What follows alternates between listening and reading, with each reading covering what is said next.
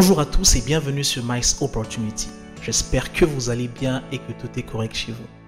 Dans cette nouvelle vidéo, j'ai l'honneur d'accueillir sur ma chaîne une invitée très spéciale avec laquelle on va partager autour donc de l'insertion des étudiants ici au Canada. Alors si vous n'êtes pas encore abonné à la chaîne, abonnez-vous, activez la cloche notification. Aussi laissez-nous un commentaire, on aimerait vraiment vous lire.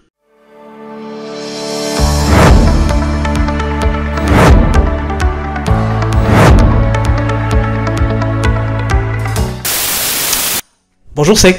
Bonjour Mayol. Alors j'espère que tu vas bien. Oui, ça va et toi?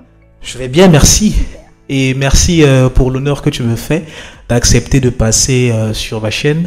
Vas-y, je t'en prie là. Alors pour ceux qui ne te connaissent pas, est-ce que tu peux brièvement te présenter? Oui, je m'appelle Sek, je suis étudiante au Québec et ça fait 10 mois que je suis au Canada. Ah super, donc 10 mois ça veut dire que tu es arrivé juillet, août? Ouais, au mois de juin, le 7 juin précisément. Okay. Une date que je n'oublierai jamais d'ailleurs. Ah super. Ok, alors pour les personnes qui nous suivent, généralement les gens se posent souvent la question pour les démarches, ça prend du temps. Pour ton cas à toi, est-ce que ça a été simple pour faire tes démarches pour arriver ici? Simple, je dirais oui, parce que je crois pas que ça a été difficile. C'est vrai que j'ai fait une première demande qui a été refusée, okay. Mais après, par la suite, la deuxième fois, elle a été acceptée.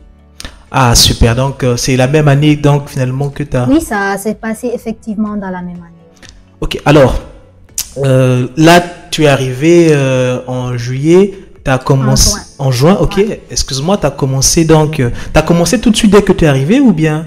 Non, parce que moi je suis arrivée un peu plus à l'avance, la session commençait au mois d'août, okay. Le 29 plus précisément, donc je suis venue un peu plus tôt, okay. Au mois de juin, pour essayer de m'intégrer déjà, de connaître un peu les réalités d'ici. C'est ça. Ça t'a quand même aidé le fait que tu sois venu à l'avance? Oui, je dirais que oui. Ça m'a permis, comme je t'ai dit, de savoir comment ça se passe ici, niveau boulot, niveau même école, qu'est-ce que je devais savoir, qu'est-ce que je devais faire, qu'est-ce que je devais pas faire, comment je devais me comporter, tu vois, parce que c'est vraiment différent de chez moi. Est-ce que tu recommanderais une personne qu'elle vienne avant, c'est-à-dire comme toi tu l'as fait 2 mois, 3 mois avant la rentrée, ou bien elle peut venir 2 semaines? Bah écoute Mayol, je ne sais pas si je pourrais recommander ça à quelqu'un parce que ça dépend de ce que la personne veut faire pendant ce laps de temps-là. Ok. Parce que moi, j'avais quelque chose en tête, je voulais faire quelque chose pendant ce temps-là avant que les cours commencent. Mais est-ce que la personne, elle a vraiment des choses à faire pendant ce temps-là? Et puis, ça peut nous amener à avoir des problèmes avec l'immigration au niveau de l'aéroport. Oui, c'est vrai. Peut-être que moi, j'ai eu un coup de chance. J'ai pas eu de problème au niveau de l'aéroport, c'est peut-être pour ça. Voilà. Ouais, sachant que la chance, c'est pas une option à considérer. Ce qui est toujours bien à mettre en place, c'est de respecter la loi en vigueur, c'est-à-dire que ce qui est recommandé normalement. Mais ok, non mais là c'est bon. Alors donc tout de suite, où tu as commencé avec ta formation, c'est ça? Tu as commencé tout de suite? Bah écoute, non, pas tout de suite parce que, comme je t'ai dit, je suis venue avec un certain objectif. Donc, je suis venue un peu à l'avance pour pouvoir planifier tout ça, commencer tout ça. Donc, je n'ai pas tout de suite. Ok. Voilà. Donc, tu as attendu ta session ouverte. Donc, après, là, normalement, quand on est étudiant, on a des démarches à faire. Est-ce que on a des démarches à faire? Déjà, je suppose que au niveau de l'immigration, tu as ton permis d'études, c'est ça? Dans ton cas, toi, tu as ton permis de travail aussi. Après, donc, quelles sont maintenant les autres étapes qu'il faut? Écoute, une fois arrivé ici à l'aéroport, ils m'ont remis mon permis d'études et mon permis de travail. Donc, les démarches, c'était fini. Il n'y avait plus de démarches vraiment à faire. C'était juste aller chercher mon numéro d'assurance sociale pour pouvoir travailler ici au Canada. Ah ouais, c'est vrai. Ça, c'est un point qui est très important quand même. Ok, alors donc, du coup, après, tu as ton numéro d'assurance sociale qui te permet, je pense, d'avoir aussi un compte en banque. Oui. Il faut le dire. Donc, après ça, tu t'inscris à l'université, tu commences tes cours. Oui.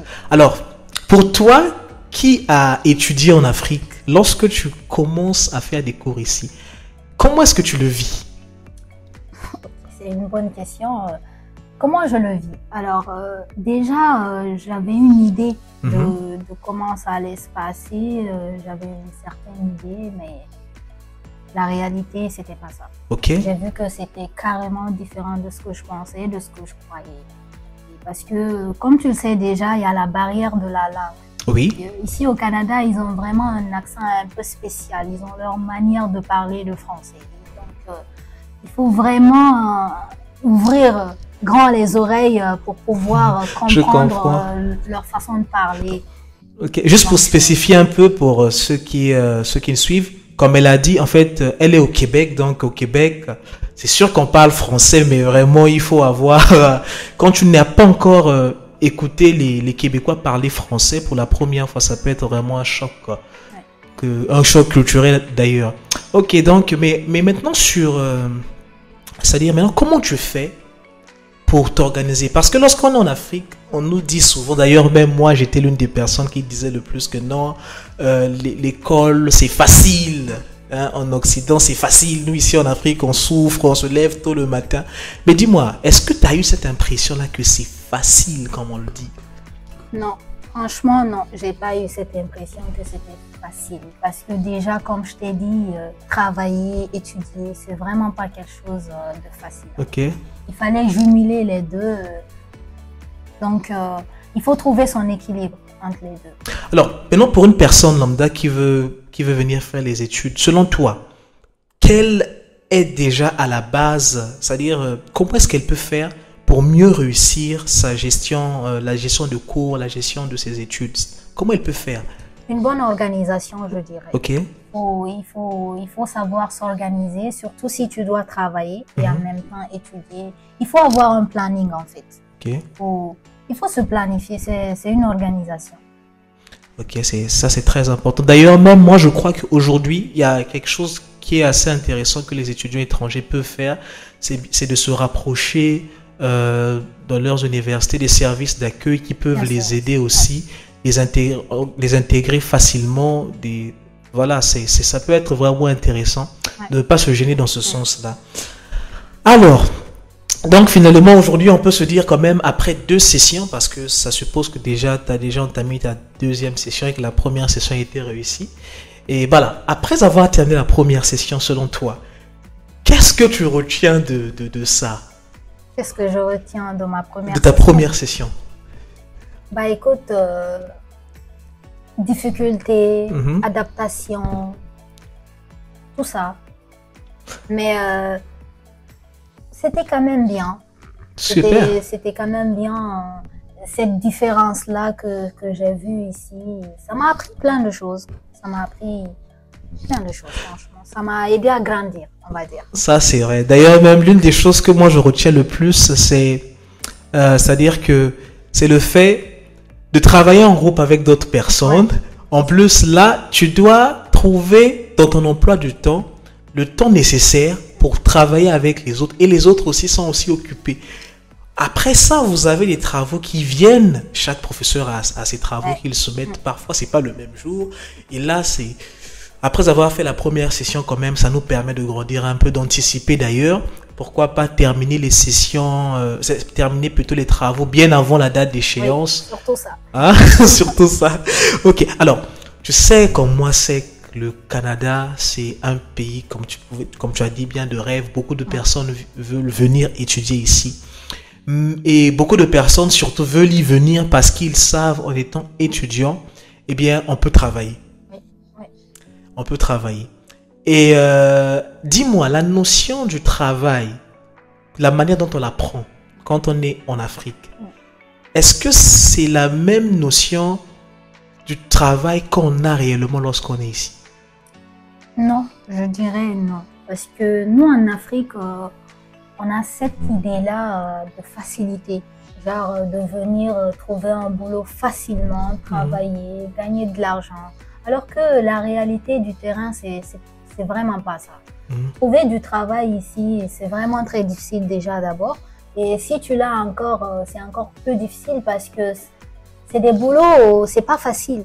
Alors, c'est pas facile, pas du tout facile. C'est que je pense que ça, sur ce point-là, on aura beaucoup de commentaires. Juste spécifier, lorsque tu dis que c'est vraiment très difficile de trouver du boulot, qu'est-ce que toi tu entends par très difficile? Parce que, justement, avant que tu répondes, excuse-moi, la plupart des annonces qu'on voit lorsqu'on est de l'extérieur, on entend dire qu'on cherche les gens à venir travailler au Canada. On dit que c'est difficile, ça peut peut-être intriguer une personne qui nous suit. Bah écoute, même moi je me demande, je me pose souvent cette question. Les employeurs, ils demandent des gens à venir, ils veulent des employés, tu postules, mais tu attends, tu n'as jamais de réponse. On ne te répond jamais. Et parfois, c'est 6 mois après ou des mois après qu'on te rappelle, alors que tu as déjà trouvé un autre boulot. Donc, je ne sais pas qu'est-ce qui se passe à l'interne là-bas avec eux, mais c'est pas facile de trouver un boulot. En tout cas, donc, c'est difficile. Mais de ta propre expérience à toi, est-ce que ça a été difficile pour toi de trouver un boulot? Bon, mon premier boulot, je dirais non. Ça n'a pas été difficile. Coup de chance, peut-être, mais ça n'a pas été difficile. Mais parce qu'il y a aussi beaucoup de personnes aussi, avant qu'elles ne viennent, parfois elles ont fait des formations, oui, notamment en informatique et tout ça là. Et puis, est-ce qu'avec l'expérience qu'on a en Afrique, oui, facilement on peut venir travailler ici, être reconnu à l'échelle de l'expérience qu'on a en tant qu'étudiant, bien sûr, hein, parce que... Écoute, je dirais non, mais ça dépend aussi du pays. Okay. Où tu viens, parce okay, que souvent tu viens avec, comme tu as dit, tes diplômes et tout. Ici, il y a la reconnaissance des acquis. Okay. Il faut faire reconnaître tes acquis. Est-ce que vraiment tu as vraiment ces aptitudes-là et tout. Donc souvent, on te met pas devant un test pour voir vraiment est-ce que tu as ça. Souvent, il te faut vraiment rétrograder sur tes études pour pouvoir vraiment... que tu as un diplôme ici, un diplôme... Okay. Du Québec. Okay. Mais moi, je pense que vraiment, je crois, pour moi, de manière très franche, que quand même, leur démarche est quand même assez patriotique. Oui. Pourquoi? Parce que je me dis, privilégier d'abord leur diplôme, c'est encore mieux parce qu'écoute, on forme les gens, c'est pour les intégrer en fait. Donc, je pense que c'est une bonne chose. En plus aussi, je crois que ça évite aussi de faire des erreurs parce qu'on ne sait pas les personnes qui viennent... de l'extérieur, comment ils ont été formés, sur quel appareil, parce qu'on parle là aussi, ça dépend de quel type d'expérience que la personne a.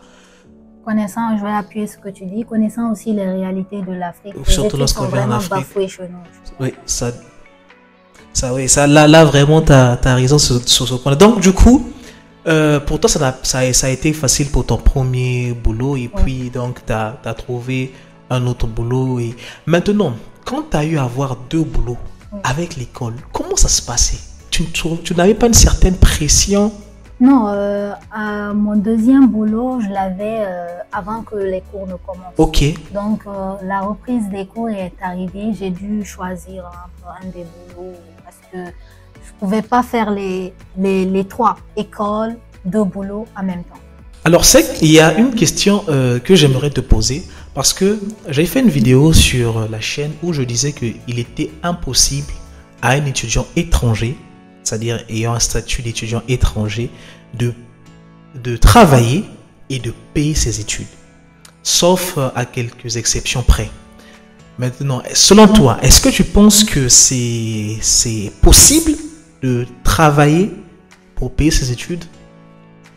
Possible, oui, je dirais. Ok. C'est possible. Encore une fois, ça dépend de la situation de la personne, du programme que la personne est en train de faire. Parce que ça serait possible dans la mesure où, par exemple, si la première année, tu as déjà quelqu'un là qui va déjà payer tous tes frais de la première année, par là de l'école et tout. Et puis après, toi, tu commences à travailler. Par la suite, tu payes tes autres sessions qui vont suivre. Là, c'est possible. Ok, mais donc dans le cas de figure où, supposons que tu n'as pas de personne, tu te dis que, écoute, je sors, j'arrive d'abord là-bas, après advienne que pourra. Écoute, ça va être difficile parce que tu viens d'arriver, tu dois t'intégrer et tu dois trouver l'argent pour payer ton école, tu dois trouver un logement, tu dois te nourrir, tu dois. Il y a beaucoup de tu dois. Ça va vraiment être difficile, encore une fois, comme je te le dis. Moi, je dirais même carrément impossible. Alors, c'est pourquoi je ne conseillerais jamais quelqu'un de venir dans la logique où dire ouais, je viens, je vais travailler, après je paye mon école. Non, franchement, je ne conseille pas ça à quelqu'un. Ok, donc alors moi vraiment, pour moi, je suis vraiment calé sur ma manière de voir. Je dirais vraiment impossible. Toi qui nous suis, dis-nous en commentaire qu'est-ce que tu en penses. Si tu es là au Canada déjà, tu as ton expérience, essaie de partager avec les autres. Comme ça aussi, ils vont profiter. Donc je pense que c'est quand même un sujet qui est très intéressant. Mais alors, selon toi, de façon générale, tu vois comment est-ce que les Africains, nous les Africains, on vit ici, la communauté noire. Est-ce que tu penses que on gère bien l'argent ici au Canada? Parce que sur ma chaîne, je fais beaucoup de vidéos où je parle de conseils financiers, surtout pour les étudiants. Est-ce que tu penses, selon toi, que les étudiants africains gèrent bien? Non. Je pense que non. Par exemple, je prendrais même l'exemple sur moi-même. Quand je pense à tout l'argent que j'ai gagné, que j'ai commencé à travailler et les choses que j'ai eu à acheter après, franchement, je me dis que j'aurais pu économiser encore plus, encore plus, beaucoup plus même. Donc, je pense que, pour répondre à ta question, non, je pense qu'on ne gère pas bien l'argent. Alors, qu'est-ce qui fait ça alors?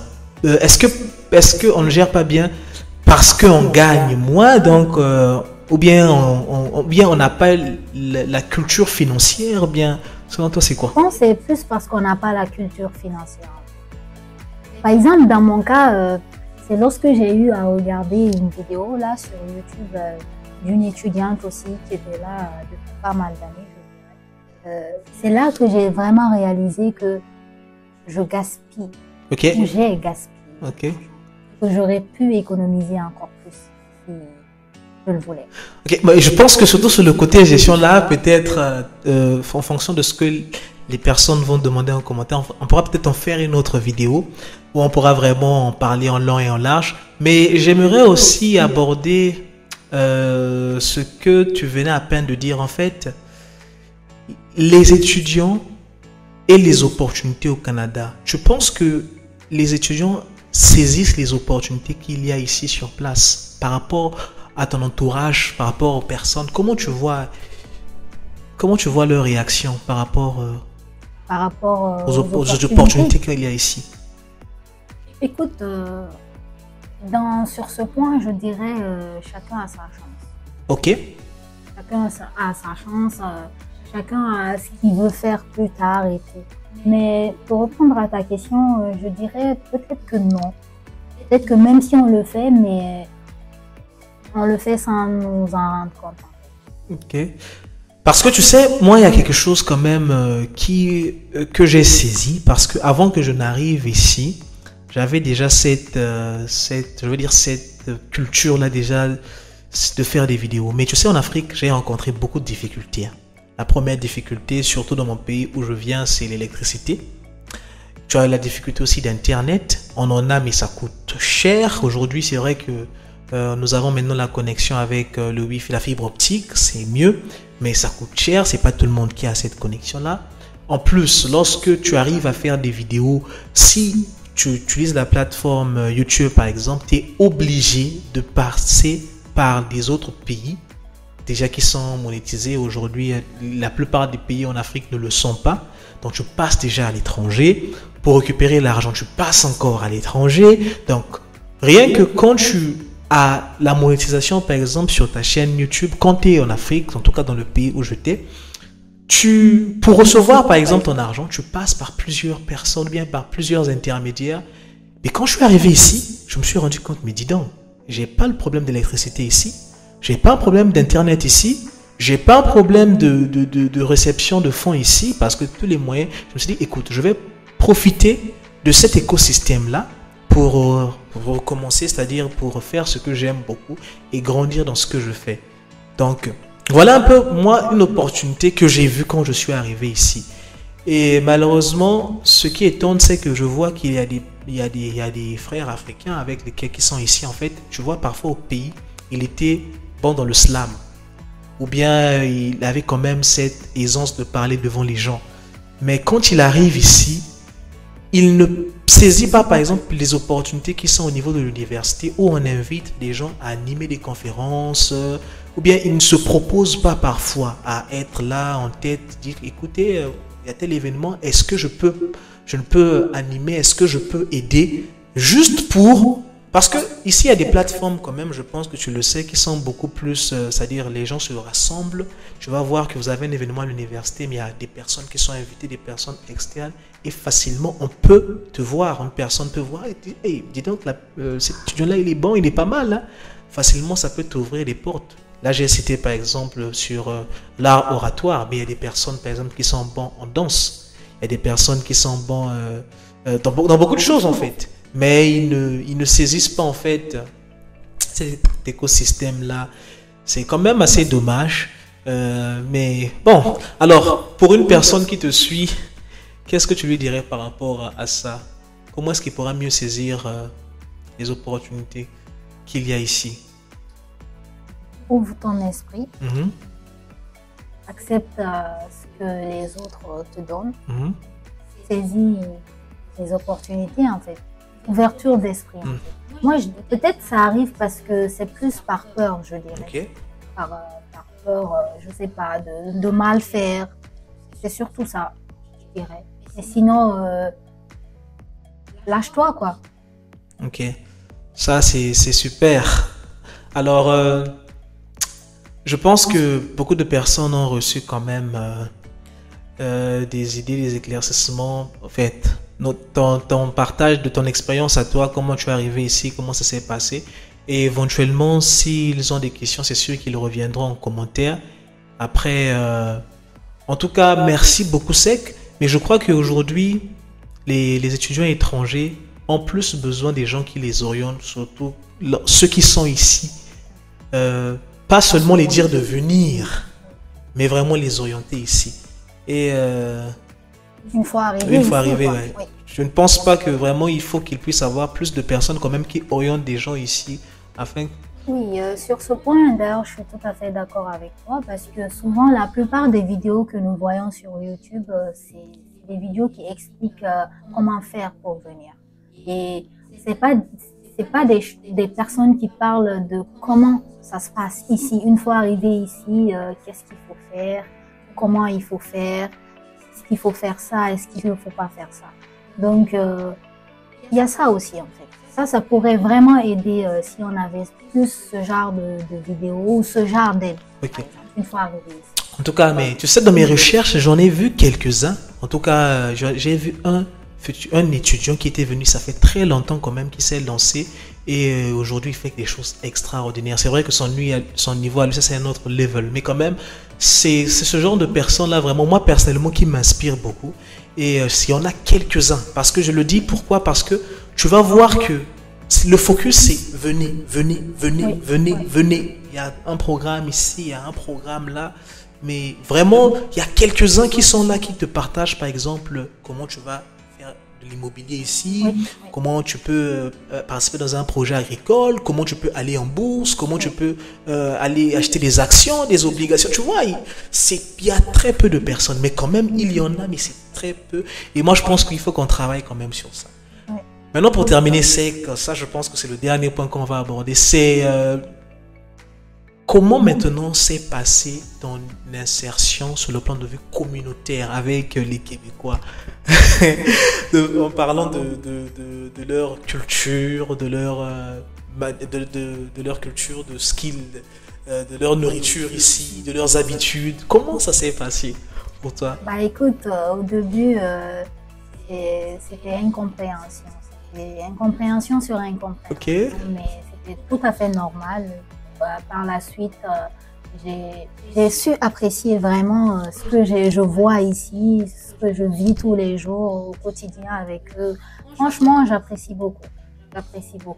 Franchement. Et moi, je pense qu'ils sont très chaleureux. Oui. Ils sont très chaleureux et puis moi, je n'ai pas aussi senti cette discrimination-là. Non. Hein? Je ne sais pas si toi tu l'as vécu particulièrement lorsque tu es arrivé ici. Moi, je ne l'ai pas vécu du tout. Je ne sais pas comment ça se passe pour les autres. Et puis, je n'ai pas senti cette inégalité. Que ce soit dans le travail, que ce soit à l'université, il n'y a vraiment pas d'injustice. Et je pense que vraiment le Canada, le Québec, le Canada, c'est vraiment une bonne destination pour les étudiants. Donc tu dirais à un parent qui veut envoyer son enfant de venir ici, c'est ça? Oui, bien sûr, de venir au Canada. Au Québec, plus précisément, je dis. Ah, ok, oui, c'est correct. Ici, là, d'ailleurs, il y a cette nuance-là. Les Québécois vraiment se réclament Québécois. Lorsqu'on est avec eux, on a vraiment cette impression-là qu'ils sont, eux-mêmes, ils disent, nous sommes des Québécois. Alors que c'est quand même assez étrange, mais bon, c'est leur manière. Et comme je dis souvent, il faut apprendre à respecter la culture des autres. Oui, c'est très important. Donc, pour ceux qui vont venir ici, si vous arrivez, respectez la culture des autres. On ne vous dit pas de nier votre culture. Acceptez-vous tel que vous êtes chez vous. Venez ici, ne venez pas ici en grand maître, en essayant de les apprendre à faire les choses alors que vous êtes venus ici pour apprendre. Ça aussi, c'est vraiment un esprit qu'on doit beaucoup développer pour nous les Africains. Parce que si on est venu étudier ici, on a jugé que leurs universités étaient meilleures par rapport à plusieurs destinations. On pouvait aller en France, on pouvait aller en Italie, mais tu as choisi le Canada parce que tu as jugé que, écoute, je peux faire ma formation là-bas. Donc, lorsque tu viens, quand même, aie un minimum de respect pour ces personnes-là qui t'accueillent, qui te partagent leur savoir. Et puis maintenant que tu pourras soit rentrer chez toi, mettre à disposition de ton pays, soit aussi mettre ici à leur disposition. Comme on aime à le dire souvent, c'est du donnant-donnant. C'est ça. C'est vraiment ça. Donc, respectez la culture des autres, intéressez-vous aux autres. Lorsqu'on arrive ici, s'intégrer, demander lorsqu'on n'a pas compris, accepter de se faire réprimander lorsqu'on a mal fait. Et voilà, c'est vraiment ne pas faire le fanfaron comme les autres qui veulent faire le m'as-tu vu ici. Je ne sais pas si toi tu as vu ici des gens quand même qui se vantent des choses qu'ils ont, qui se vantent de leur maison, qui se vantent de leur voiture, qui se vantent de leur téléphone. Est-ce que tu ne penses pas que les Québécois sont, on va dire, un peu, de façon vraiment générale, humbles? Ce ne sont pas les gens qui sont axés sur le matériel. Franchement, oui, c'est vrai. C'est quelque chose d'ailleurs que j'avais tout à fait remarqué. Comme je t'ai dit, on a souvent cette appréhension quand on est au pays de comment ils sont. On voit souvent dans les films d'ailleurs. Mais on vient ici, on découvre vraiment autre chose. Moi, je trouve franchement, ils sont vraiment à l'écoute. Ils sont vraiment, comme tu le dis, humbles en fait. Gentils. C'est ça, si je comprends. Mais bon, chacun a son expérience. Ça, c'est ce qu'elle partage, c'est ce que moi je partage. Mais il y a d'autres personnes qui vous diront autre chose. En tout cas, chacun a son expérience. Mais de façon générale, c'est ça. De toutes les façons, lorsqu'on arrive quelque part, on cherche aussi à apprendre comment les autres marchent, comment les autres fonctionnent. Parce que si vous faites qu'à votre tête, vous n'allez pas vous en sortir. En tout cas, c'est que merci beaucoup d'être venu aujourd'hui. Ça me fait vraiment plaisir de t'accueillir. Et je pense que les personnes qui ont suivi jusque-là ont beaucoup bénéficié de ton temps, de ta connaissance. Et peut-être un mot de la fin, peut-être, avant de terminer. Un mot de la fin? Oui, un mot de la fin. Déjà, merci Maël pour l'invitation. Je t'en prie. Voilà, j'espère que le partage de mon expérience aura aidé ou va aider ceux qui veulent venir plus tard au Canada. Ok, merci Sec. Alors, je vous dis encore merci une fois de plus d'avoir suivi jusque-là. Surtout, abonnez-vous, partagez aussi autour de vous et laissez-nous un commentaire, ça fait vraiment plaisir. On va échanger par rapport à ça. Si vous êtes aussi au Canada ici, faites le partage de votre expérience en quelques mots en commentaire pour aider les personnes qui viennent. Si vous pensez qu'il y a certains points que nous devons bien discuter, on verra prochainement, certainement avec Sek ou avec un autre invité, on pourra en parler. Donc, on se dit à bientôt dans une prochaine vidéo sur MICE Opportunity. Merci.